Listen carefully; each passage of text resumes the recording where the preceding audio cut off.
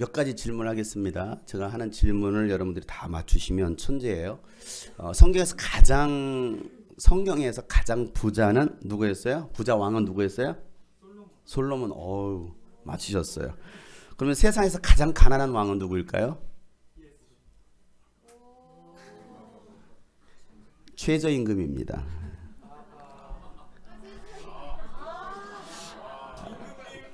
뭐 학생들이 이번에는 맞출 수 있는 문제인데요. 이 손가락을 영어로 뭐라고 하죠? 핑거라고 합니다. 그럼 주먹은 뭐라고 할까요?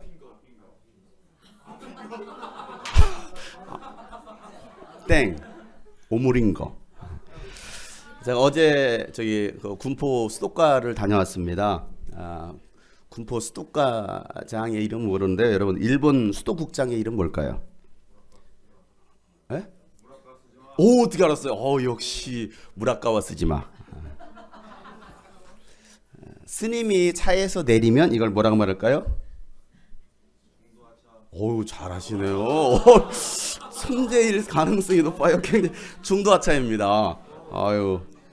자, 청소가 끝난 뒤 빗자루를 들고 있는 여자를 뭐라고 말할까요?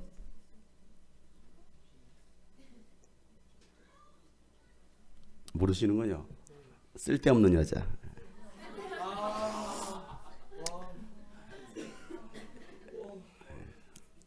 아직까지 천재는 없나 봐요. 이걸 다 맞추셨어야 되는데. 여러분 옆에 사람 물어봅시다. 당신은 쓸데 있습니까? 쓸데 없습니까? 제가 뭐 여러 가지 요즘 뭐 재미있는 뭐 아재 개그 같은 내용들인데요. 방금 했던 이야기들 여러분 무엇이 진실일까요? 어느 분이 뉴스비전 찬양 영상에 그것도 주님은 나의 사랑 그 찬양 영상에 댓글을 달았어요. 이런 댓글이었습니다. 예수는 없어요. 소설임 그냥. 그 찬양 영상을 다 보셨는지는 모르겠지만 뭐 우리 영상에 댓글을 달아주신 것이 감사해서 저도 댓글을 달았어요. 이순신 세종대왕은 없어요. 소설임 그냥.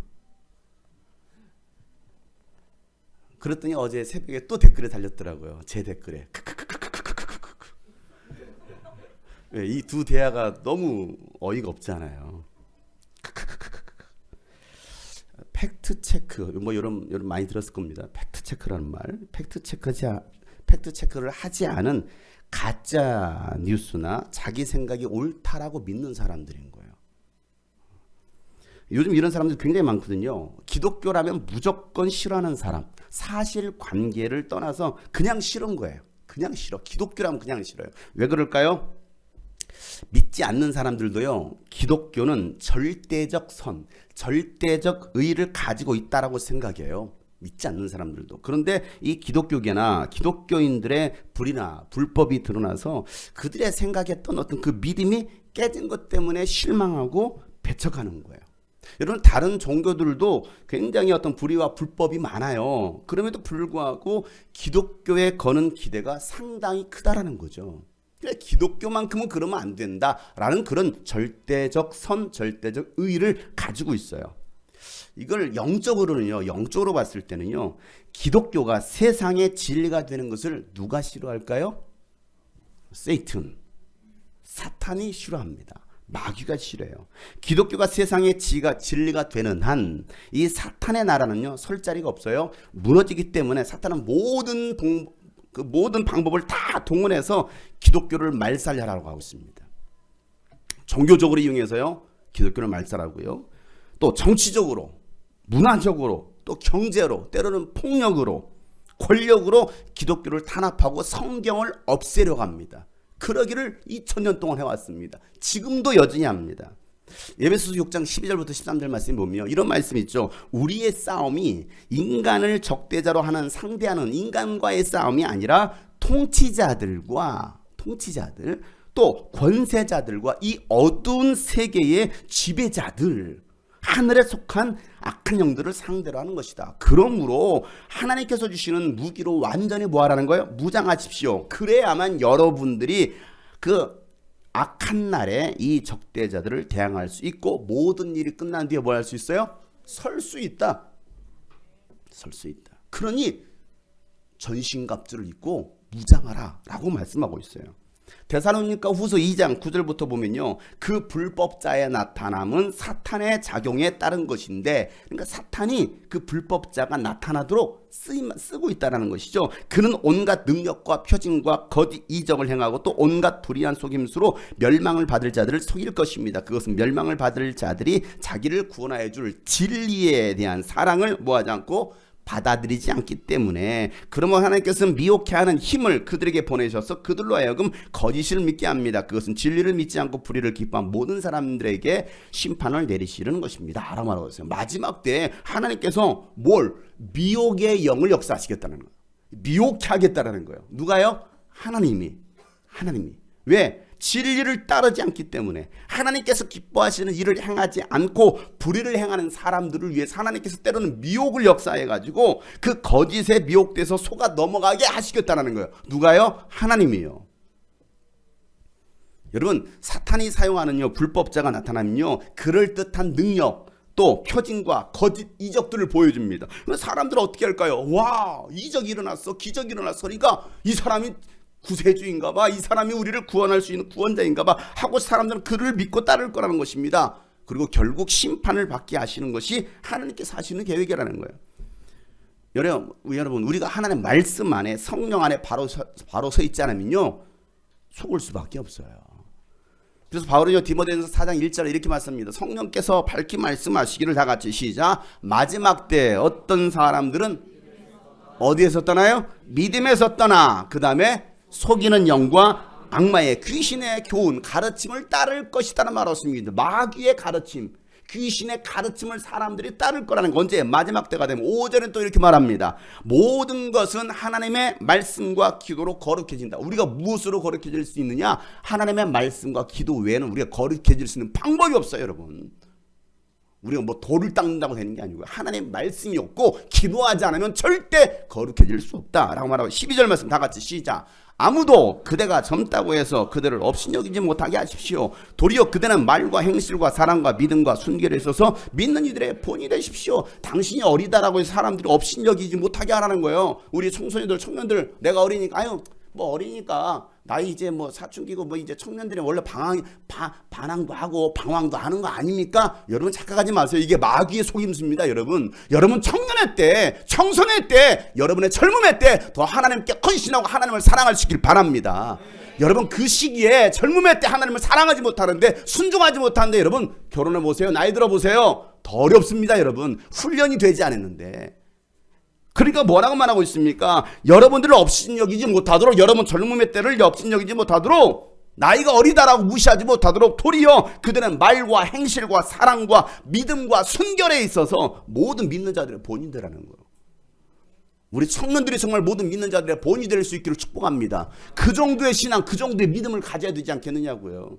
맨날 쓰러지고 맨날 엄마가 불평하고 맨날 그러고 그런 모습이 아니라, 야, 저 청년, 아니 저 청소년, 야 정말 도전인데. 우리 미니캠프에 오는 학생 하나가 있어요. 이 친구는 중3 때, 중2 때부터 왔는데요. 물론 겉모습은 굉장히 대학생처럼 보여요. 근데 애가 중3이래. 근데 그 아이의 모습이 얼마나 진실한지요. 그 예배 때다 보면 그냥 보이려고 하는 게 아니야. 그 찬양하는 모습, 기도하는 모습 보면요, 오히려 제가 더 부끄러워질 때가 많아요. 항상 기도면 무릎을 꿇고 기도하면 얼마나 간절히 기도하는지는 몰라요. 그게 중3 때도 그랬고, 아니 청년들보다 더 나은 모습들, 고1 때도 그러고 고2 때도 그러고 고3 때 여전히 3, 4년이 흘렀지만 변함이 없이 그 모습으로 도전이 돼요. 야, 본이 되는, 덕이 될 만한 사람, 그런 모습이 우리 가운데도 있기를 주님 축복합니다. 뭐에 대해서? 말과 내 말. 야, 저 사람 말하는 거 보니까 저 사람의 행실, 사랑, 믿음, 또 순결에 있어서 모든 믿는 자의 본이 될 수 있는 사람들. 그래서 디모데후서 4장 3절부터 5절 말씀 보면, 때가 되면 사람들이 건전한 교훈 받기를 싫어합니다. 그리고 뭐합니까? 귀를 즐겁게 하는 말들을 들으려고 자기네 욕심에 맞춰서 뭐 한다는 거예요? 스승들을 모아들인다는 거예요. 내가 좋아하는 스타일, 내가 좋아하는 목사님, 뭐 이렇게. 아, 저 목사님은 참 좋으네. 그게 뭡니까? 자기 욕심이에요. 자기 욕심, 내 욕심. 지난번에 어디야? 그 무슨 교회죠? 교회 이름도 잊어버렸네. 그때 우리 연합체육대 할 때 지금 이제 목사 안수를 받았잖아요. 그때 이제 전사님이 왔을 때 와 설교하니까 잘생겼다. 우리 목사님하고 바꾸고 싶다. 그러신 분이 2,700명 있더라고요. 어쩜 이렇게 말씀도 이렇게 부드럽게 하실까? 우리 목사님은 소리만 지르는데 자기 욕심에 맞춰서 스승을 모아드릴 것이다. 있는 모습 그대로. 만약 여러분 자녀들이 우리 아빠는 왜 생긴 게 이 모양이야? 옆에 아저씨 잘생겨. 저 아저씨 우리 아버지 해주세요. 그럼 여러분 어떻게 할 거예요? 오세천 형제님. 어서 가거라. 그러시겠습니까? 어떻게 하시겠어요? 우리 저기 이규석 형제님 어떻게 하시겠어요? 우리 아버지는 나도 호빵맨이지만 우리 아버지도 호빵맨이네. 좀 이렇게 참 더 멋있게 잘생긴 사람을 해주면 얼마나 좋을까라고 생각한다면 어떻게 하시겠어요? 어서 가거라. 하시겠어요? 뭐예요? 자기 욕심에 맞추어 스승을 모아드린대요. 그들은 진리를 듣지 않고 꾸민 이야기에 귀를 기울입니다. 진리는요, 듣기가 거북한 거예요. 진리는 변하지 않거든요. 그러잖아요, 여러분? 진리의 말씀을 들어보세요. 어떻게 꼭 저렇게 해야 돼? 저렇게 살아야 돼? 너무 힘들어. 부담스러워. 듣기 싫어합니다. 그러나 그대는 모든 일에 정신을 차려서 고난을 참고 전도자의 일을 하고 그대의 직무를 완수하십시오라는 거예요. 끝까지 완수. 우리 신앙은요, 끝까지 가는 거예요. 하다 중도하지 하는 게 아니고 끝나는 게 아니에요. 이랬다 저랬다는 것이 아니고요. 한 뿌리를 뽑았으면 10년이고 20년이고 30년이고 주님 앞에 설 때까지 하는 거 이게. 뭐 교사도 1년 했다. 못하겠어요. 힘들어요. 안 할 거예요. 이건 아니에요, 여러분. 만약에 예수님이 십자가 못하면 그냥 힘드네. 십자가 내던졌으면 어떻게 됐을까요? 아니거든요. 끝까지 가는 거예요. 지난번에 어디죠? 부평의 그 부평 감리교회는 굉장히 큰 교회거든요. 감리교회에서도 굉장히 유명한 교회이기도 하고 몇천 명 모이는데 애들만 뭐 중고등부 애들만 한 보통 한 600명 지금 많이 줄어가지고 한 400명대예요. 많이 줄어가지고 주일학교도 보통 한 250명, 350명 이렇게 되거든요. 주일학교도. 근데 거기 교육부를 맡은 목사님이 계세요. 교육부를 맡은 목사님이 교육부 목사라면 40여 년을 했어요. 그러니까 주일학교, 중고등부, 청년부, 장년부 이 주일학생이 커가지고 유치부가 커가지고 전도사가 됐어. 그리고 그 교회 전도사가 되고. 그러니까 40년을 거기에서 목회를 했으니 그냥 교육부 목사로 나는 다른 거 필요 없다라는 나는 이 교육부 별로 환영받지도 않는 뭐 부목사, 수석목사도 아니고 그냥 교육부만 맡아서 그러니까 애들도 보면요 그 유치원의 애들도요 그 목사님 보면 할아버지 목사님인데 아유 목사님 하면서 아유 애들아 하면서 안아주면서 얼마나 반갑게 하는지 몰라요. 모든 부서를. 그럼 저한테 목사님 저는 이 주일학교 무슨만 교회학교 무슨만 40여 년을 했습니다. 너무나 그런데도 지금도 그 아이들을 보면 안타깝다라는 거예요. 요즘 이 세대 다음 세대를 보면 너무나 마음이 안타깝다라는 거예요. 그리고 사역자들이 또 거기 파티 이제 전체를 총괄하지만 어린이에 뭐 청소년 다 또 사역자들이 있잖아요. 그들 보면 그들 요즘 사역하는 모습은 좀 답답하다라는 거예요. 왜 저렇게 하지? 얼마나 그 아이들을 기도로 훈련을 시키는지요. 주일학교들도 기도만 시간이면 무릎 꿇고 얼마나 간절히 기도하는지 몰라요. 무릎 꿇고 유치부부터 시작해가지고 중고등부 애들도요 기도하니까 뭐 떼거지로 한 200여 명이 몰려오는 거야. 앞에 강대상으로 무릎 꿇고 기도하겠다고. 저는 그 모습 보면서요. 왜? 그 한 목사님이 그렇게 지도했기 때문에 이게 같은 영으로 흐르는 거예요. 은퇴하셨어요. 올 초인가 은퇴하셨어요. 근데 제가 이번에 여름 7월 달에 그 집회하러 갔더니 저 온다고 해서 막 달려오셨어. 아유, 장유성 목사님 오신다. 나 꼭 만나봐야지. 하고서 오셨더라고. 그래서 얼마나 반갑게 손을 잡아주시던지. 제가 그 모습을 보면서요. 야, 참, 이분은 이 다음 세대 사이에 정말 목숨 거신 분이시구나. 지난번에 작년에 대전에 집회 갔어요. 그 주일학교 부장교사래요. 30년을 하셨대요. 어떻게 하셨어요? 하는 사람이 없어서요. 하다 보니까 제가 30년을 끌어왔네요. 라고 얘기하시더라고. 야, 참 귀하다. 참 멋있다. 옆에 계시면 이렇게 축복하십시다. 참 귀하십니다. 당신도 하실 수 있습니다. 이왕 시작한 거 완수하십시오. 여러분 이왕 시작한 거 완수해야 되지 않겠느냐. 제가 광명에서 5년 2개월 동안 사역하면서요. 이제 갑작스럽게 이제 사임하게 되고 개척해야 되는 이제 뭐 하나님의 놀라운 계시를 받고 그래서 제가 이제 개척이 결정되고 12월 9일, 12월 8일인가 결정이 되고 이제 1월 달에 이제 12월 29일 날 이사에 왔는데요. 28일 날 마지막 예배 29일 날 이사 왔는데요.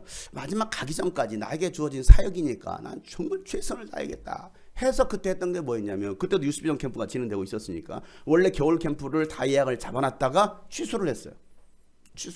그러니까 학생들이 3년 동안 유스비전 캠프 열심히 참여했는데 2009년도 겨울 캠프를 기대하고 있었는데 내가 갑자기 그만둔다고 하니까, 왜 사임하기 2주 전에 제가 얘기했거든요.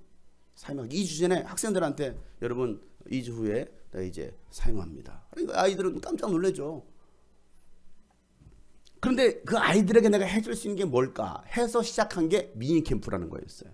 왜? 유스비전 캠프를 할 수 없으니까, 할 수 없어서 그러면 성탄절 주간에 월화 목요일 날 집회를 하자, 캠프를 하자, 우리끼리만의 미니 캠프를 하자 해가지고 3일 동안 정말 뭐 유스비전 캠프 하듯이 저녁에 막 열정적으로 예배를 했어요. 그리고 열정적으로 막 학생들과 함께 기도했어요. 그게 미니 캠프의 시작이었습니다. 그리고 마지막 토요 예배 4시에 시작했는데 7시 55분에 끝났어요. 4시에 시작해가지고. 그때까지도 우리 학생들한테는 제가 얘기를 안 했네요. 그날 얘기했네요. 그날. 청년들한테는 내가 얘기를 했던 것 같은데 우리 학생들은 그날 마지막 정말 최선을 다해서 하고 7시 50분에 예배를 끝냈어요. 그러면서 얘들아 이제 다음부터 나를 보지 못할 거야 라고 얘기를 했어요. 그리고 주일 예배 다 마치고 월요일 날 이사해서 평촌으로 왔습니다. 저는 그래요. 저는 나에게 주어진 거 끝까지 완수하자. 나에게 맡겨진 일 끝까지 완수하자. 고등학교 1학년 때 제가 반주를 했거든요. 뭐 잘하지 못하지만 나에게 반주자라는 직분이 임명되었을 때 그 직분을 완수하기 위해서 뭐 군대 들어가기 전까지, 군대 가기 전까지 단 한 번도 그 자리를 놓치지 않았어요. 수학여행도 고등학교 2학년 때 수학여행도 포기했어요. 왜? 주일날 끼어서 간다고 하길래 선생님 가지 않겠습니다. 왜? 남은 공부하려고요. 남아서 공부하려고요. 그래 알았다. 왜? 학교를 가야 되거든요. 그 당시는. 그래서 학교를 갔어요. 그리고 저는 주일 나와서 예배 드렸어요. 왜? 내가 반주자인데. 여러분 죽도록 충성하라는 거예요. 죽을 때까지 충성할 수 있는, 이게 우리에게 요구되는 사항들이라는 것이죠. 이게 맡겨진 자에게 구하는 것은 뭐라는 건 충성이라는 거거든요. 시골에 토요일 밤에 뭐 학생 때니까 토요일 밤에 뭐 토요일 학생 예배 끝나고 나서 막 가면은 9시 반이나 10시에 막차가 있어요. 시골로 가는 막차를 타고서 이제 시골 전라북도 부안이니까 도착하면 이미 버스도 없어요. 아무것도 없어. 어떤 데 뭐 택시 잡기도 어려워. 1시간 반을 걸어가요, 집에까지. 그러면 새벽 1시나 도착합니다. 그러면 좋았어요. 인사하고 자요. 밥은 먹었냐? 안 먹었죠, 당연히. 안 먹었어도 먹었다고. 예, 먹었어요. 그러냐? 자라. 그리고 또 6시 반에 일어나요. 그리고 하숙비 달랑달랑 받아가지고 용돈 5만 원 주면 거기서 또 3만 원을 떼어드리고 2만 원 떼어, 용돈 필요 없어요 하고 2만 원이나 3만 원만 들고 와요. 갈 차비는 있어야 되니까. 헌금할 돈은 있어야 되니까. 그거 들고 예배 시간에 맞춰서 주일 예배. 왜? 반주자니까. 그 시간에 오려고 10시 50분 안에 오려고 막 정신없이 왔어요. 단 한 번도 저는 그 자리를 놓친 적이 없어요. 왜? 나에게 주어진 일이기 때문에, 직분이기 때문에. 예수님도 그 직분을 감당해 십자가에 죽으셨잖아요. 오늘 말씀이 그거예요. 고난을 참고 전도자의 일을 하고 그대의 직무를 완수하라는 거예요. 성공시키라는 거예요. 여러분 하나님은요 그런 자들의 마음을 보십니다. 여러분들이 그런 충성스러운 일꾼 될 수 있기를 주님으로 축복합니다. 예수님을 본받자고, 예수님이 그렇게 하셨기 때문에. 디모데후서 3장 1절부터 5절에 뭐라 말하면 그대는 이것을 알아두십시오. 말세에 어려운 때가 올 것인데 사람들은 자기를 사랑해, 나를 너무 사랑해요. 그래서 피해받기를 싫어합니다. 간섭받기를 싫어해요. 나만 돈을 사랑합니다. 돈이면 다예요. 요즘에 뭐 돈이면 별짓을 다 합니다. 뽐내고요. 굉장히 교만하고요. 하나님을 모독하고요. 부모에게 순종하지 않고요. 감사도 모르고요. 불경스럽고요. 무정하고요. 원한을 풀지 않고요. 비방하기를 좋아하고요. 절제가 없습니다. 난폭해요. 선을 좋아하지 않고요. 배신합니다. 무모합니다. 자만하고요. 하나님보다도 쾌락을 더 사랑합니다. 겉으로는 굉장히 경건해 보이지만 뭐하는 사람들, 이 경건의 능력을 부인하는 사람들에게서 뭐하라는 거예요? 멀리하라는 거예요. 이런 사람들과는 멀리하라는 거예요. 왜? 너도 오염돼. 옆에서 자꾸 불평하는 사람 있습니까? 멀리하세요. 비방하는 사람 있습니까? 멀리하세요. 오염됩니다. 아니면 그 입 다물라. Shut up. 아니면 입 닥쳐 하든지, 아니면 쉬 하시든지. 왜? 나에게 오염시키지 마세요. 그 부정적인 말 나에게 오염시키지 마세요. 우리 목사님 잘생겼어요. 왜 그런 말 하십니까? 그러지 마세요. 입을 다물어라. 입을. 상당히 비웃으시는 거예요. 여러분, 이건 진리입니다, 여러분. 한숨이 막 이곳저곳에서 나오네. 로마서 1장 21절 22절 뭐라 말합니까? 다 같이 시작. 사람들은 하나님을 알면서도 하나님을 영화롭게 해드리거나 감사를 드리기는커녕 오히려 생각이 허망해 그들의 지각 없는 마음이 어두워졌습니다. 사람들은 스스로 지혜 있다고 주장하지만 실상은 어리석은 사람이다라는 말하고 있어요. 하나님을 알면서도 하나님을 하나님으로 영화롭게 해드리기는커녕 뭐하고 있어요? 오히려 허망해졌다라는 거예요. 감사하기는커녕. 여러분, 이 모든 말씀 바울이 한 말이거든요. 바울 서신에서 제가 이 말씀을 다 뽑았습니다. 그러면 여러분, 예수님 뭐라고 말씀하셨을까요? 그러면 예수님은 마태복음 24장 4절부터 7절 말씀을 보면 이 마지막 때에 일어날 현상에 대해서 이렇게 예수께서 그들에게 말씀하시기를 누구에게도 속지 않도록 조심해라. 많은 사람이 내 이름으로 와서 말하기를 내가 그리스도다, 내가 바로 구원자다 라고 말할 것인데 그렇게 해서 많은 사람을 속일 거라는 겁니다. 또 너희는 여기저기서 전쟁이 일어나는 소식과 전쟁이 일어나는 소문을 들을 것이다. 그러나 너희는 당황하지 않도록 주의해라. 이런 일이 반드시 일어날 것인데 아직 끝은 아니다. 민족이 민족을 거슬러 일어나고 나라가 나라를 거슬러 일어날 것이고 여기저기서 기근과 지진이 일어날 것이다. 여러분, 우리가 지금 살고 있는 시대를 이 말씀 비춰보세요. 어떻습니까, 여러분? 뭐 뉴스를 접하신 분은 아시겠지만 최근 홍콩에서 일어난 반정부 시위로 대학생들, 시민들이 피를 흘리고요. 어제는요, 지금 2달째 이어진 그 이라크 반정부 시위가 있었는데요. 16세 소년이 잔인하게 흉기로 피살됐습니다. 어제 뉴스 보니까 그게 나오더라고요. 북한 어떻습니까, 여러분? 대륙간 탄도미사일 ICBM 이 발사 실험을 하면서 뭐합니까? 또 미국을 위협하고 있어요. 그러면서 전쟁에 대한 예고가, 그래? 우리는 뭐 어차피 볼장 다 왔어. 우리는 손해볼 거 없어. 할 거면 해. 하고서 지금 뭐합니까? 전쟁 할 거면 해. 하고서 이렇게 덤비고 있습니다. 세상은 온통 난리와 소문, 전쟁 소식으로 가득합니다. 우리나라는 어떻습니까, 여러분? 지금 현 시대 우리는 어떻습니까? 이념 전쟁, 정치적으로, 교회도요 두 쪽으로 완전히 나눠졌어요. 두 쪽으로. 국회의원들은 어떻습니까? 자기 밥그릇 챙기기에 바빠요. 국정은 관심 없어요. 국정은 마비시켰습니다. 민생은요 뒷전입니다.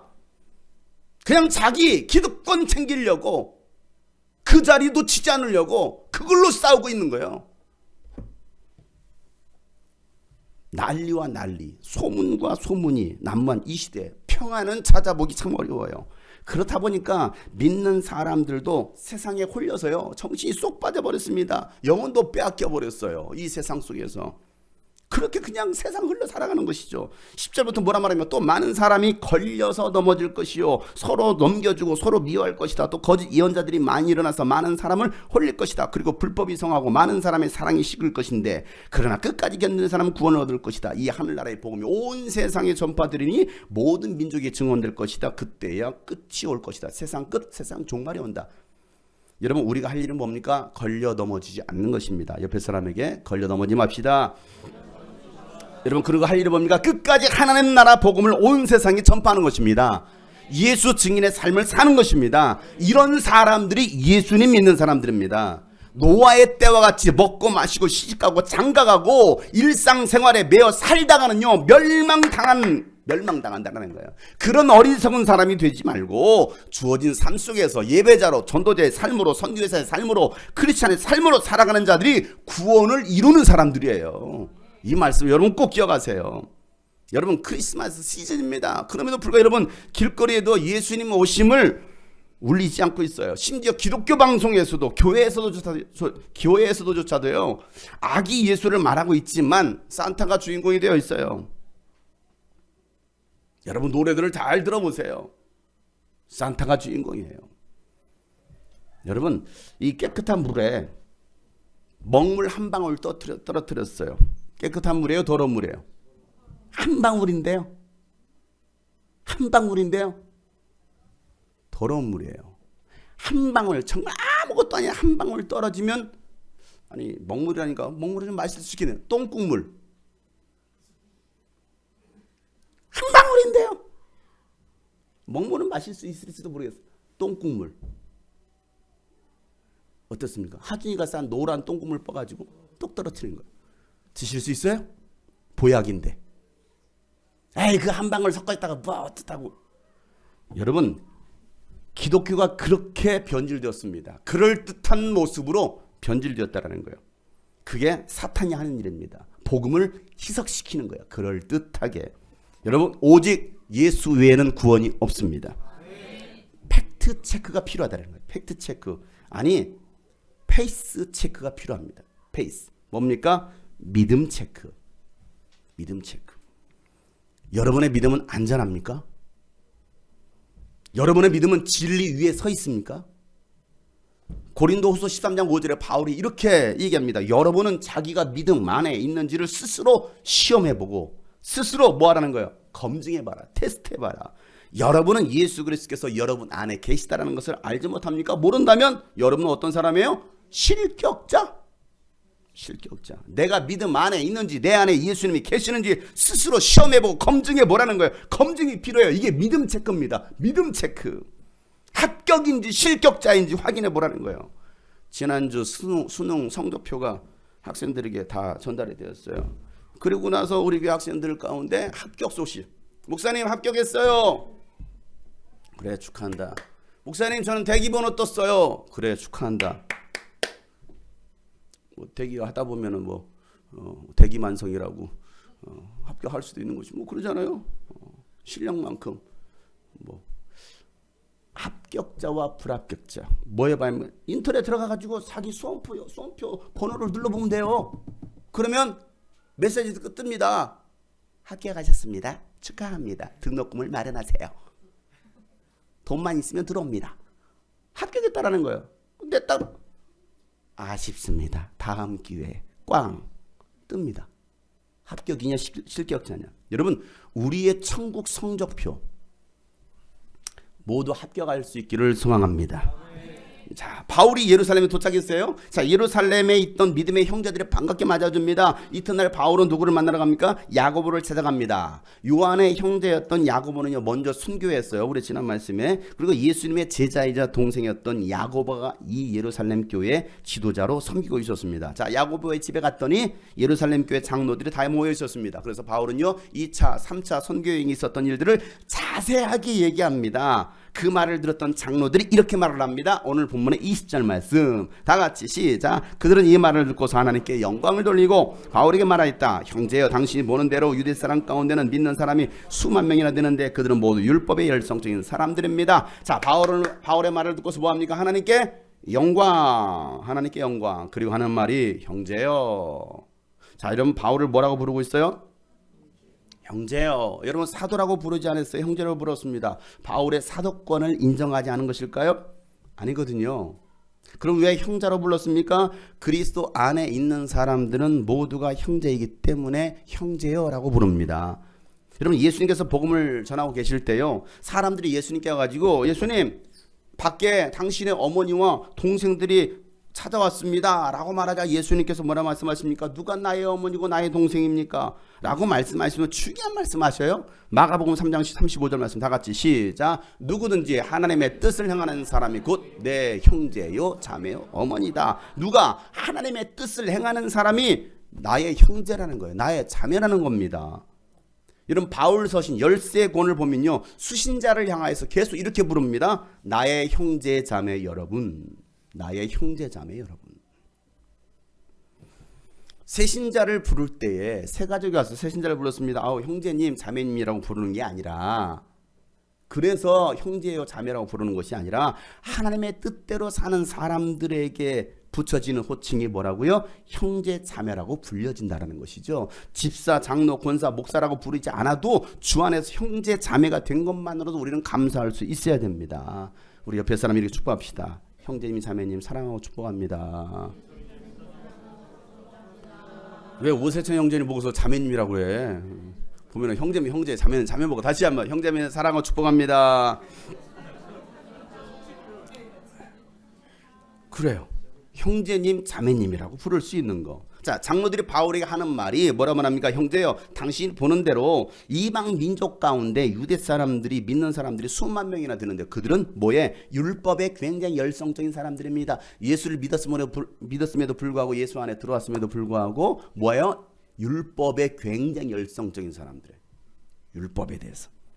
자, 그리고 나서 하는 말이 21절이에요. 다 같이 시작. 그런데 그들이 당신을 두고 하는 말을 소문으로 듣기로는 당신이 이방 사람 가운데서 사는 모든 유대 사람에게 할례도 주지 말고 유대 사람의 풍속도 지키지 말라고 하면서 모세를 배척하라고 가르친다는 것입니다. 자, 지금 장로들이 하는 이게요, 당신에 대해서 뭘 들었다? 소문을 들었다. 소문을 들었다는 거예요. 소문으로 듣기로는. 여러분, 소문은요 사실이 아니에요. 소문은 사실이 아니에요. 사실을 체크도 하지 않고 소문으로만 듣고 사람을 판단하고 오해하고 있는 겁니다.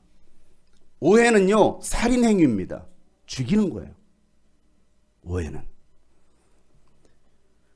제가 2012년에 이상 목사님과 함께 그 미국을 순회하면서 라스베가스를 지나갔어요. 근데 누군가가 그 라스베가스를 지나가는 저를 보고서 소문을 냅니다. 장용석 목사님과 이상 목사님께서 라스베가스를 가셨어. 다른 사람이 그 말을 듣고 다른 사람이 이렇게 소문을 냅니다. 장용석 목사님과 이상 목사님이 라스베가스에서 도박을 했대. 그 이야기를 또 다른 사람이 이렇게 또 소문을 냅니다. 장용석 목사님이 라스베가스에서 교회 헌금으로 도박을 했대. 그러더니 또 다른 사람이 이렇게 말합니다. 장 목사 꾼이래. 타짜. 이렇게 소문이 바뀌었어요. 제가 라스베가스를 지나간 것은 사실이에요. 이건 팩트입니다. 근데 거기서 소문이 뭐합니까? 하나 붙여주고 계속 붙여지다 보니까 제가 이제는 도박꾼이 돼버린 거예요. 교회 헌금을 횡령한 사람이 돼버린 거예요. 이게 뭐예요? 소문. 뭐 하지 않았어요? 팩트 체크를 하지 않은 거예요. 여러분, 자세히 알아보지도 않고 저와 한번 대화도 제대로 해보지 않고 소문들을 듣고 오해하고 판단해서 결국 저를 죽이는 것이죠. 저만 죽입니까? 그렇게 생각하고 있는 자신도 죽고요, 다른 사람도 죽이는 겁니다. 잘 알지도 못하면서 함부로 말을 하는 겁니다. 이런 팩트가 아니면요 말을 조심해야 됩니다. 팩트가 아니면 거짓 소문을 퍼뜨려서도 안 됩니다. 거짓 소문은요 진실을 왜곡하고, 왜곡된 진실은요 오해를 낳습니다. 오해는요 미움을 낳고요, 미움은 살인을 낳습니다. 결국 모두를 망하게 하는 겁니다. 그 사람에 대해서 잘 알지도 못하면서 저 사람이 어떠네, 교회를 잘 알지도 모르면서 교회가 어떠네, 성경도 모르면서 이게 문제고 저게 문제네 라고 말해서는 안 돼요. 그래서 여러분들이 성경을 알아야 된다는 거예요. 하나님 말씀을 알아야죠. 그래야 진리에서 여러분 무엇이 옳고 그른지를 분별할 수 있죠. 왜 여러분 이단들에게 넘어갑니까? 성경을 모르니까. 왜 신천지 하나님에게 넘어갑니까? 성경을 모르니까. 그리고 자기 주관대로, 자기 생각대로 판단하고 결정하는 거예요. 다 주관적인 생각입니다. 지난주 제가 사는 빌라 10세대가 모여서 긴급 반상회를 했어요. 수요일날. 반상회 주제는요, 저희 집 변기가 사용하지도 않는데 대변이 역류하는 것 때문에 긴급 공사를 하자라는 건이었어요. 10세대가 다 모여가지고, 10세대가 다 모여가지고 동의를 해야 되는데 한 세대는 동의를 잘 하지 않을 거라는 이야기들이 막 난무하기 시작했습니다. 바로 위층에 사는 분. 근데 전체가 모여서 그분 쫓아갔습니다. 내려오라는데 안 내려가지고 문 잠깐만 내려오세요. 반상회 좀 하려고 합니다. 근데 왜요? 막 소리를 지르는 거야. 어디 나는데요? 지하 저희 집으로 오세요. 그랬더니 그런 말이 없어. 그래서 옆에 같이 봐봐 안 내려올 거야. 안 내려와 저 사람은. 그런데 아니 옷 갈아입으러 갔나 보죠. 왜 10시가 넘었으니까 옷 갈아입으러 갔나 보죠. 그래서 이제 우리끼리 모여가지고 회의를 하려고 하는데 5분 뒤에 또막 잠바 입고 마스크 쓰고 내려오셨어요. 그리고 이제 그분하고 같이 대화를 하기 시작했습니다. 전체가 모여서 대화하다 보니까 사람들이 그 사람을 오해하고 있는 거예요. 왜? 서로 소통하지 못하다 보니까 오해하고 있었던 겁니다. 그러고 나서 그랬었던 거군요. 몰랐네요. 그 얘기가 그 얘기군요 하고서 대화로 오해를 풀었습니다. 근데 오해는 풀렸는데 공사는 아직도 안 풀려서 화장실을 일주일째 못 쓰고 있습니다. 아직까지. 왜? 10집이 다 돈을 넣어줘야 공사를 하는데 아직 2집밖에 못 들어왔어요. 그래서 이거 언제까지 될지 모르겠지만 역류현상이 일어나고 있어요. 우리도 그러고 있지 않을까? 우리도 막혀 있어서 소통이 되지 않아서. 신앙생활도 마찬가지입니다. 하나님과 대화하지 않으면요, 하나님을 오해합니다. 성도들과 대화하지 않으면요, 저와 대화하지 않으면요, 오해합니다. 오해가 깊어지면요, 폭발합니다. 그리고 서로 갈라서는 거예요. 대화로 풀고 대화할 땐 열린 마음으로 경청해야 되고요, 서로의 다름을 인정하고 이해하고 또 서로를 용납할 수 있어야 되죠. 자신의 의견만을, 자신의 생각만을 정답으로 여기고 관철시키려고 하는 것은요, 절대 있어서는 안 됩니다. 내 생각만이 맞다라고 주장해서는 안 됩니다. 그리고 여러분 설령 잘 안 풀릴 때는요, 이렇게 질문하시면 됩니다. 예수님이라면 어떻게 하실까? 다 같이 시작. 거기에 답이 나와요. 예수님이라면 어떻게 하실까? 마태복음 5장 23절부터 24절 말씀에 예수님께서 이렇게 말씀하십니다. 그러므로 내가 제단에 제물을 드리려고 하다가 내 형제나 자매가 내게 어떤 원한을 품고 있다는 생각이 나거든 너는 그 제물을 제단에 앞에 두고서 먼저 가서 내 형제와 자매와 화해하여라. 그런 다음에 돌아와서 제물을 드려라 이거거든요. 그런 다음에 와서 하나님께 헌금도 하고 예배도 하는 거야 라고 말씀하십니다. 어떤 사람은요, 다른 사람이 내게 원한을 품고 있는지조차도 모르는 사람도 있어요. 나의 잘못으로 그 사람이 나에 대한 원한을 품고 있는지조차도, 내가 뭘 잘못했는지도 모르고 있는 사람도 있거든요. 여러분 그럴 때는 어떻게 됩니까? 더 큰 원한이 생기기 전에 용서하는 거예요. 용서하는 거예요. 그래서 6장 14절부터 15절 말씀이 너희가 남의 잘못을 용서해 주면 너희 하늘 아버지께서도 너희를 뭐 할 것이다? 용서해 줄 것이다. 네가 먼저 용서해 주면 하나님도 너를 용서해 줄 거야. 그러나 너희가 남을 용서하지 않으면 너희 아버지께서도 너희의 잘못을 용서해 주지 않을 거야 라고 말씀하십니다. 여러분 주기도문의 마지막 부분에 무슨 기도가 합니까?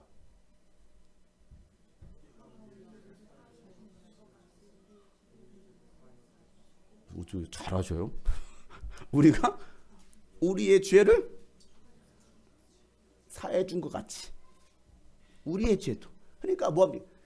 이 사람의 죄를 내가 먼저 사합니다. 내가 저 사람을 먼저 용서합니다. 그러니 나의 죄도 용서해 주세요. 이 말씀하고 나서 예수님 이 얘기하신 거예요. 용서는 사랑입니다. 십자가 위에서의 예수님의 고백, 아버지여 저들의 죄를 용서하여 주옵소서. 사람들은요, 바울을 어떻게 오해하고 있었습니까? 유대 사람들에게 할례도 주지 말고 또 유대 사람들의 풍수도 지키지 말라고 하면서 모세를 배척합니다 라고 가르쳤다라는 거예요. 바울은 이렇게 말한 적이 없어요. 1차 선교 여행 때 이런 문제로 논쟁이 있어가지고 사도행전 15장에 보면 예루살렘에서 회의가 있었습니다. 그리고 야고보는요, 정리하기를 우상에 바친 음식과 또 음행과 목매어 죽인 것과 피를 멀리하라는 것만 조심시키는 것을 정리해서 편지를 써서 보냅니다. 자, 그런데도 그들은 율법에 강한 사람들이었잖아요. 율법에 강한 유대인들이요, 이 바울을 오해하고 거짓 소문을 내는 거예요. 바울은 로마서에서요, 율법에 대해서 이렇게 정리합니다. 로마서 2장 23절부터 29절 말씀, 좀 긴 말씀인데 다 같이 한번 큰 소리로 시작. 율법을 자랑하면서도 왜 율법을 어겨서 하나님을 욕되게 합니까? 성경에 기록된 바 너희 때문에 하나님의 이름이 이방 사람들 가운데서 모독을 받는다 한 것과 같습니다. 율법을 지키면 할례를 받는 것이 유익하지만 율법을 어기면 그대가 받은 할례는 할례를 받지 않은 것으로 되어버립니다. 그러므로 할례를 받지 않는 사람이 율법의 규정을 지키면 그 사람은 할례를 받지 않았더라도 할례를 받은 것으로 여겨질 것이 아니겠습니까? 그리고 본래 할례를 받지 않았더라도 율법을 온전히 지키는 사람이 율법의 조문을 가지고 있고 할례를 받으면서도 율법을 범한 사람이 그대를 정죄할 것입니다. 겉모양으로 유대 사람이라고 해서 유대 사람이 아니요, 겉모양으로 살갗에 할례를 받았다고 해서 할례가 아닙니다. 오히려 속사람으로 유대 사람이 네가 유대 사람이며 율법의 조문을 따라서 받는 할례가 참 할례입니다. 이런 사람은 사람에게서나 아니라 하나님에게서 칭찬을 받습니다. 자, 이 말이 뭡니까? 할례를 받지 말라라는 말이에요? 아니잖아요. 이방인들이니까 당신도 할례 받아야 돼, 그래야 우리 유대 이 그리스도교 들어올 수 있어라고 말하는 게 아니거든요. 할례를 받지 말라는 말이 아니고 하나님께서 기뻐하시는 할례가 뭐냐, 하나님께서 기뻐하시는 율법이 뭐냐, 근본적인 것을 얘기하고 있는 거예요. 근본적인 거. 교회를 다닌다고 해서 다 하나님의 자녀가 아니라 하나님을 사랑하고 하나님의 말씀대로 순종하는 사람들이 하나님께 칭찬받는 사람이 아니냐, 그들이 율법을 지키는 사람 아니냐라고 말하고 있는 것이죠. 유대인이라고 하면서 율법을 지키지 않는 기독교인이라고 하면서도 복음대로 살지 않는 사람들 때문에 오히려 하나님의 이름이 믿지 않는 사람들에게 모독을 받는다라는 거예요. 그래서 여러분 기독교를 개독교라고 비난하는 거예요. 교회가 교회답지 못하니까, 하나님의 자녀답지 못하니까 그것 때문에 하나님의 이름이 오히려 모독을 당하는 거예요. 여러분, 그래서 나 때문에 하나님의 이름이 모독당하지 않도록 날마다 우리는 믿음 체크를 해야 되는 거예요. 믿음 체크. 다시 따라서 합시다. 믿음 체크합시다. 믿음 체크합시다. 요즘은 제가 양육하면서 잘 하지 않지만 예전엔 양육하면서요, 하나님 앞에서라는 개인 신앙 점검을 했어요. 하나님 앞에서. 목사에게 잘 보이려고 하지 말고 하나님 앞에서 하자. 하나님 앞에서. 거기는요, 매일 성경 몇 장 읽었느냐, 매일 기도는 몇 시간 했느냐, 큐티는 매일 하는지, 일주일에 전도는 몇 명 하는지, 주일 예배, 수요 예배, 금요 기도회, 또 예배 생활은 잘하는지, 새벽 기도는 몇 번 나왔는지, 목장 모임은 참여하는지, 헌금 생활은 잘하는지, 은사대로 사역하는지, 이런 내용들을 매주 점검시켰어요. 매주 3달 동안. 여러분, 이렇게 한다면 시험 들 시간이 있어요? 시험 들 시간 있어요? 이렇게 하면? 없어요. 왜 시험 듭니까? 왜 우리 신앙이 무너집니까? 안 하니까. 안 하니까. 신앙은요, 자기 점검, 믿음 체크입니다. 그걸 아셔야 돼요. 장로들은요, 바울에 대한 소문이 전혀 사실이 아니고 또 율법을 지키면서 바로 살아가고 있다는 것을 유대인들에게 입증할 수 있도록 정결 예식을 하라고 요구합니다. 24절이죠. 이 사람들을 데리고 가서 함께 정결 예식을 행하고, 이 사람들은 그 4명 서약한 사람들이군요. 근데 여기 보면 뭐 자세한 건 나오지 않지만 본문 내용상 이방인 출신의 그리스도교로 들어온 사람들이에요. 이방인 출신의. 그러니까 이방이니까 자, 이방인을 데리고 가서 이거 하라는 거예요. 정결 예식을 하고 그들이 머리를 깎게 하고, 이게 다 정결 예식이거든요. 머리를 깎게 하고 그 비용을 당신이 내십시오. 그러면 사람들은 모두 당신의 소문이 전혀 사실이 아니구나, 도리어 당신이 율법을 지키고 바로 살아가고 있다는 것을 알게 될 것입니다 라는 말을 합니다. 여러분, 이 장로들의 요구는요, 바울이 볼 때는 굉장히 황당한 요구예요. 황당한 요구예요. 율법대로 한번 보여주라는 거예요. 율법대로. 자, 그런데 바울이 내가 왜 그렇게 합니까? 라고 말하지 않고요, 어떻게 합니까? 그들의 요구대로 정결 예식을 하고 자기 돈으로 정결 예물을 바칠 날짜를 신고합니다. 26절 보세요.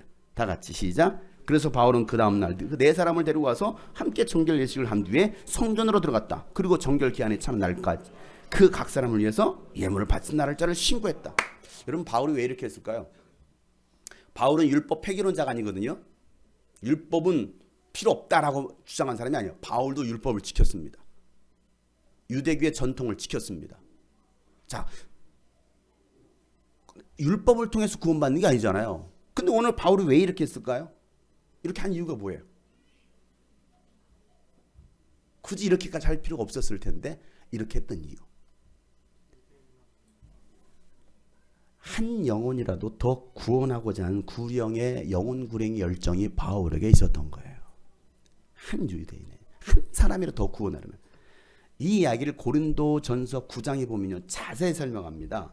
나는 어느 누구에게도 얽매이지 않는 자유로운 몸이지만 복음 때문에 우리는 자유로운 몸이 되었습니다.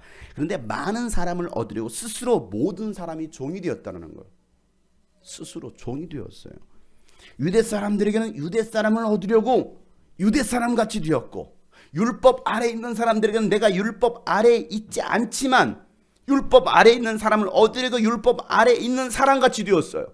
그죠? 오늘 말씀처럼 그들을 얻으려고. 또 그리스도의 율법 안에 있는 사람이지만 이 그리스도의 율법 안에 있다는 것은 복음 안에 있다는 말이거든요.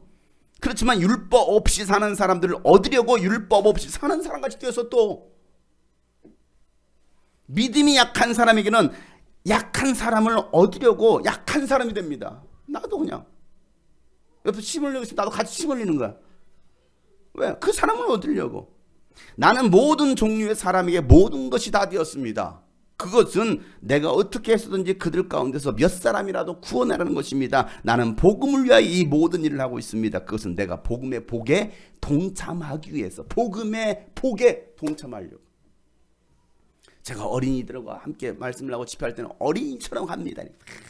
별짓을 다 하잖아요. 제가 어린이가 되는 거예요. 청소년들하고 말하면 또 청소년에 맞춥니다. 또 청년들하고 또 청년, 어른들하고 할 때는 다 거기에 맞춰요. 왜? 그들을 한 사람이라도 얻으려고. 가난한 사람이 맞추겠죠. 부자, 부양, 누구에게 뭐 하려고? 한 사람이라도, 모든 각 사람, 모든 분야에 있는 사람 한 사람을 얻으려고. 이게 바울이 가지고 있었던 것입니다. 나는 한 영혼을 얻기 위해서 과연 무슨 일을 하고 있는가?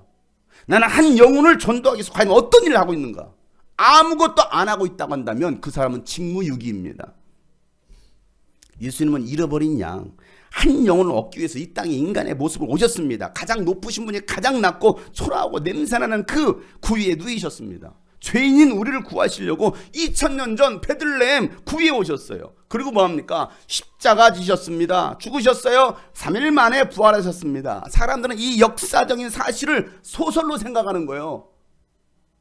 소설임, 그냥 소설이라는 거예요. 꾸미는 이야기. 그저 유대교에 개종한 이단아 예수를 따르는 기독교인들이 만들어낸 허무맹랑한 거짓 이야기로 생각해요.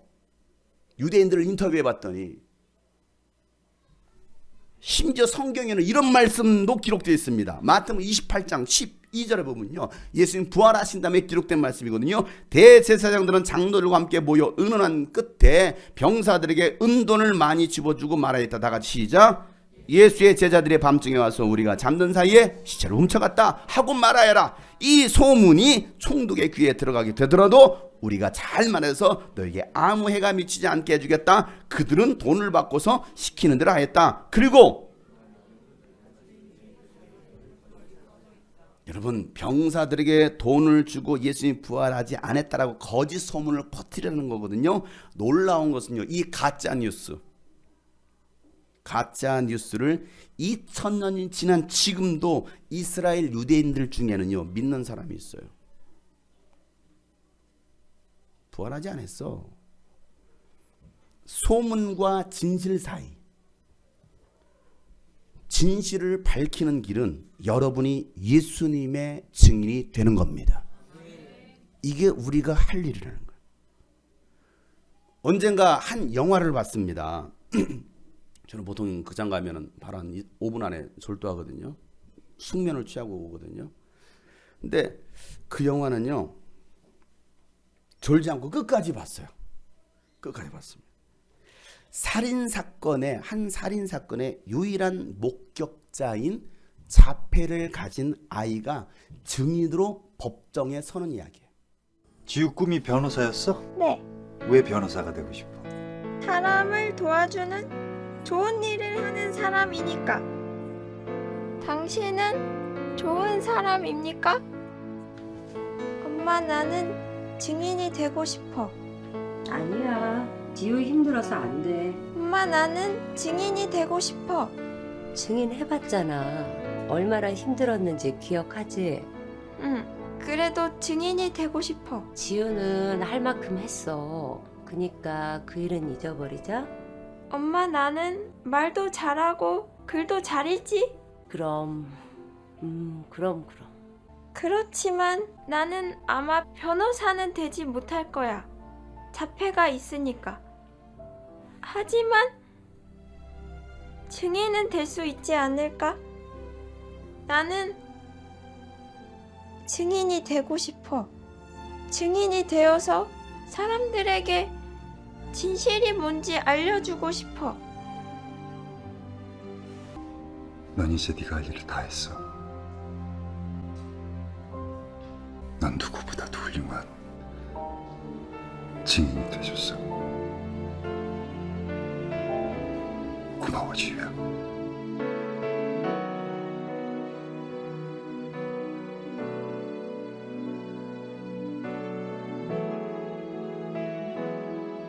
예수는 우리에게 나의 증인이 되어 진실을 밝혀달라고 말씀하십니다.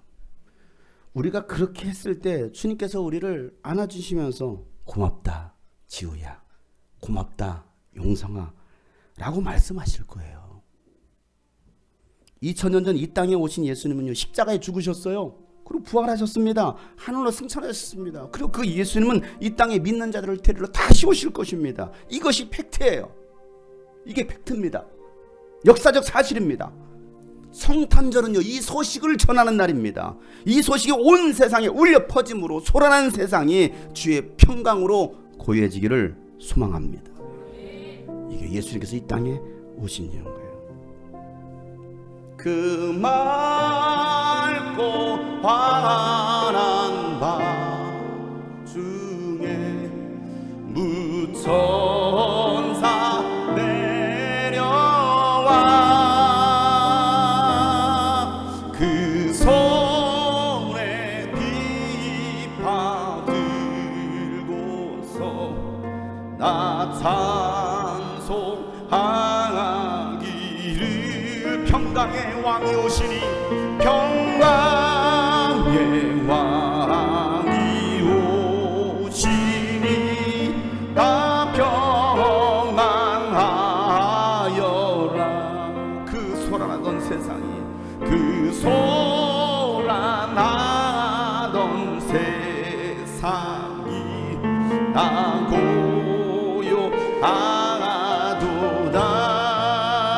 무천사 날개 펴 이 땅에 내려와 이 땅에 내려와 그때에 부른 노래 우리 귀에 다시 들립니다. 들이 이 슬픔 많은 세상에 이 슬픔 많은 세상에 긍휼이 여러분 가운데 하나님의 위로가 넘치기를 축복합니다. 온 세상 기뻐들 다 찬송하여라. 다 찬송하여라. 이 괴로움 많은 세상에 이 괴로움 많은 세상 짐지고 가는 자 짐지고 가는 자 그 험산 출령 넘느라 그 험산 출령 넘 온몸이 고나 이 죄악 세상 살아갈 동안 이 죄악 세상 살 동안 새 소망 다 가지고 저 천사 기쁨 온 세상이 온 열방이 붙들어 주님을 찬양합시다. 예 선지자 예언능하여 베들레헴에서 예수님 오셨습니다. 예 선지 예언능 여러분 이게 팩트예요. 이게 사실입니다. 주 예수 탄생하시니 온 세상 주 예수 탄생하시니 온 세상 저 천사 기쁜 노래 저 천사 기쁜 노래를 또 나가 예수 증인의 삶을 살아가는 사람들이 바로 크리스천의 삶입니다. 온 세상 사람들이 다 알도록 여러분 증인의 삶을 사세요. 오늘 주님께서 우리에게 말씀하십니다. 나의 증인이 되어라. 거짓 소문이 아니라 팩트를 가지고 다 같이 한번 간절하게 기도합시다. 하나님 아버지여, 이 어두운 세상 가운데, 소란하고 요란한 이 세상 가운데, 소망이 보이지 않는 이 세상 가운데 예수님만이 참된 소망이요 참된 생명이요 도주심을 선언하고 증거하는 우리의 삶이 되게 하여 주시옵소서. 예수 증인의 삶을 살게 하여 주시옵소서. 이 괴로움 많은 세상에 그 위로 넘치고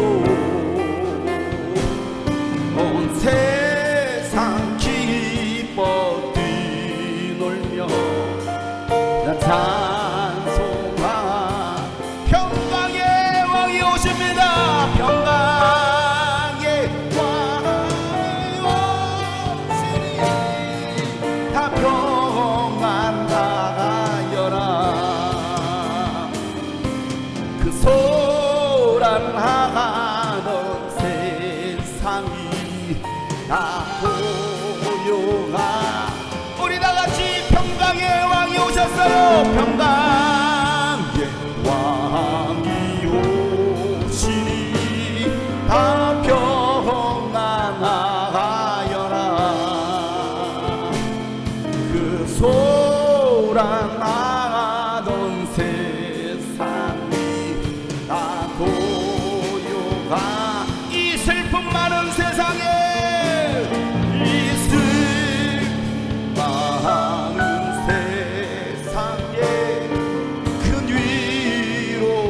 여러분 가운데 하나님의 인도하심이 넘치기를 축복합니다. 온 세상 우리 영혼이 기뻐 뛰며 놀며 나 찬송하. 우리 온 손을 높이 들고 이 세상 이제 살 동안 새 소망 가지고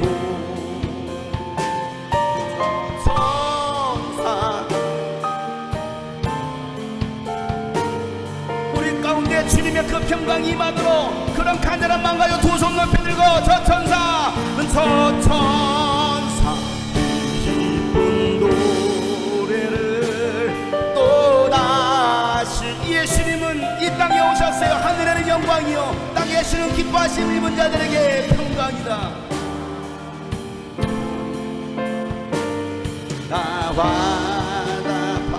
우리 마지막으로 평강의 왕의 평강의 왕이 오시니 다 평안하여라. 그 소란하던 세상이 다 고요하던 그 소란하던 세상이 그 소란하던 여러분의 영혼이 다 고요하. 여러분의 가정이 우리 교회가 이 대한민국이 그 소란하던 세상 다 고요하도 다 고요하도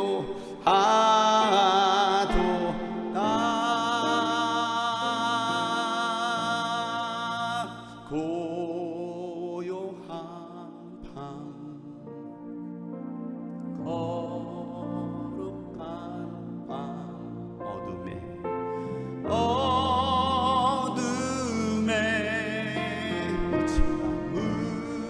묻힌 밤 주의 부모 앉아서 감사한 기도 드리네. 아기 살도 잔다. 啊。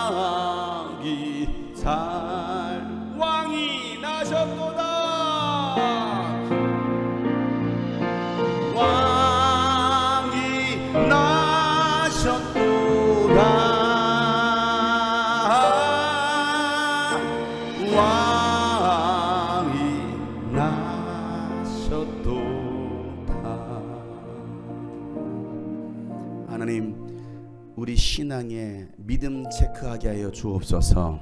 우리가 하나님 말씀 앞에 바로 서 있는지를 점검하는 시간 되게 하여 주옵소서. 그래서 우리가 진실만을 말할 수 있는, 진실을 밝힐 수 있는 예수 증인의 삶이 우리 가운데 있게 하여 주옵소서. 거짓 소문에 휘둘리는 사람들이 아니라 하나님 오직 진리에 바로 설 수 있는 우리 주님이 꿈꾸신 교회 성도들 되게 하여 주시옵소서. 예수님이 이 땅에 오셨기에 오늘도 우리가 그 예수님을 증거합니다. 예수님 다시 오실 것을 증거합니다. 우리가 먼저 정신을 차리고 깨어 주님 오실 길을 예비하고 준비한 우리 모든 성도들 하나님 그러한 성탄절 되게 하여 주시옵소서. 이제는 우리 구주 예수 그리스도의 은혜와 하나님 아버지의 놀랍고도 지극하신 사랑과 성령님의 감화 감동 교통 충만하심이 소문과 진실 사이에서 진실만을 밝히는 증인의 삶을 살기로 결단한 모든 하나님의 사람들 머리 위에 이제부터 영원토록 함께 하시기를 간절히 축복하며 기도하옵나이다.